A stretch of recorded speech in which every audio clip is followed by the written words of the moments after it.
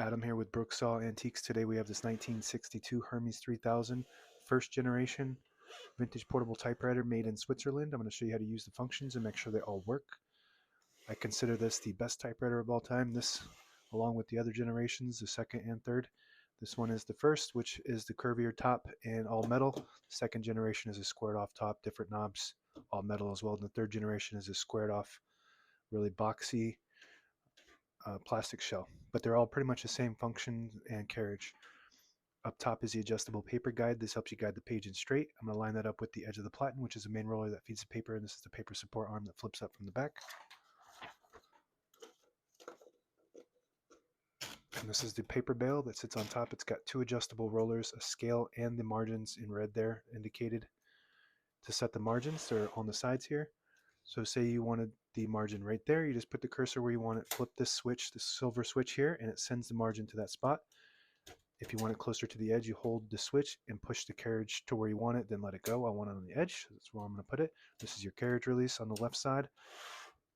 On the right side, it's the same concept. That margin is pretty close to the middle, but I want it closer to the edge, so I hold the carriage release and the lighting margin at the same time and push it to where I want it, right on the edge. Let it go, and it locks it into that spot. If you want it closer to the middle, you just put the cursor where you want it, flip the switch, and it'll send it to that spot. I'm going to move it to the edge for maximum clearance, maybe a little bit closer to the middle. There we go.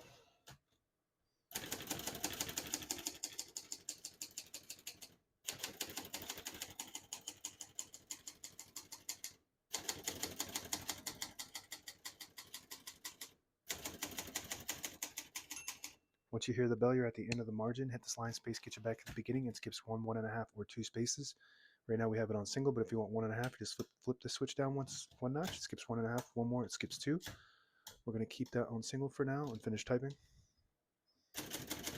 As you can see, all the keys type nice and none of them skip or stick. I'll type a sentence in red on the next line. Switch from black to red. There's a switch on the right side here. Flip that all the way down to that red indicator. It prints the bottom portion of the ribbon. When you have it on that yellow indicator, it prints right down the middle. So the top would be black, the bottom would be red. And if you have it on the blue indicator, it prints the top portion of the ribbon, which is black. If you have it all the way up top to that white indicator, it doesn't print any ink at all. It just leaves a stencil for copying purposes.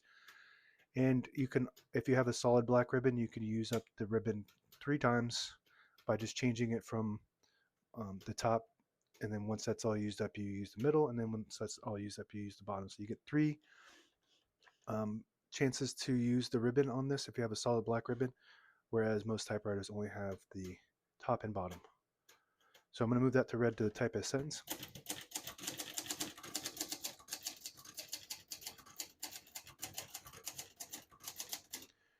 Just the best of the best. Every time I type on one of these things, it's almost like the first time. It's just that good. The print always looks perfect. It has Elite typeface, which prints 12 characters per inch. Beautiful. All the way around. And the preference basically on these Hermes 3000s are just, do you want a curvy or a boxy? It's basically the same typewriter. They just changed the generation, the style of the body. We're going to move that color back to black, and to pull the page out easy, there's a switch on the right side here above the knob. You flip that forward and it unlocks the rollers underneath the platen, allowing you to pull the page out easier, load thicker paper like carbon copy or cardstock. Make sure you flip that back before we load the next page, or else it won't load correctly. We're going to flip that down too. Shift on each side and a shift lock on the left. To clear that, just hit the shift button again. Backspace on the top left, very smooth. This is your tab function up top here. So when you hit the tab button, it just stops at the whatever spots you have tabs at, and I have them on 10 space intervals. So I'm just going to go through and clear. I'm just going to go and clear all of them with this one button. Actually, the button with 3 lines is an all clear tab button. So now we don't have any tabs. But I always like to keep one set somewhere in the middle, so that way when you hit the tab button, it doesn't go slamming all the way to the end, causing wear and tear on your typewriter by hitting that plus sign. So now when you hit the tab button, it stops at that spot, and you hit the minus sign just to clear that one tab.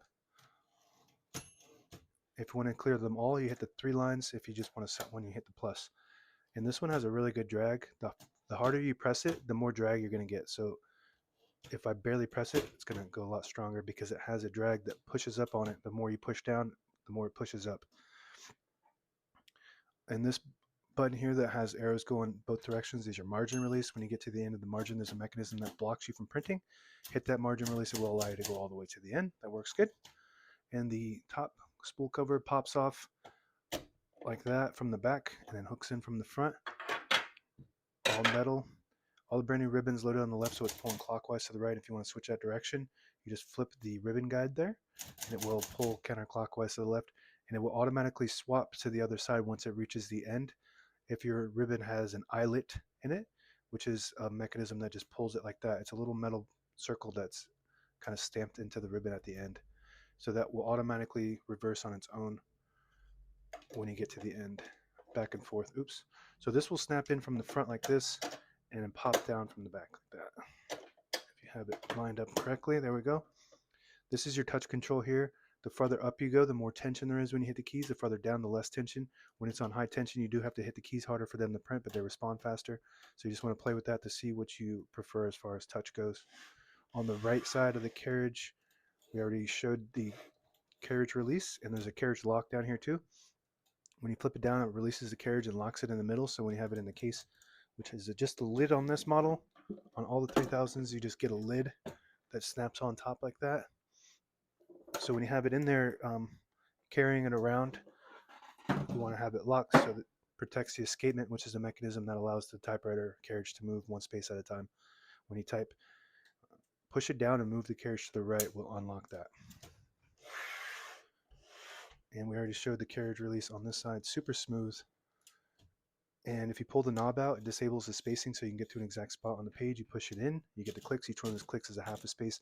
Same concept with this lever on top here. You flip that all the way back, disables the spacing, you flip it to the front, you get the clicks. Each one of those clicks is a half a space. I accidentally hit the margin. I'm going to move that back to where it was. And that's it. Now available on eBay or Etsy. Search Brooksaw Antiques.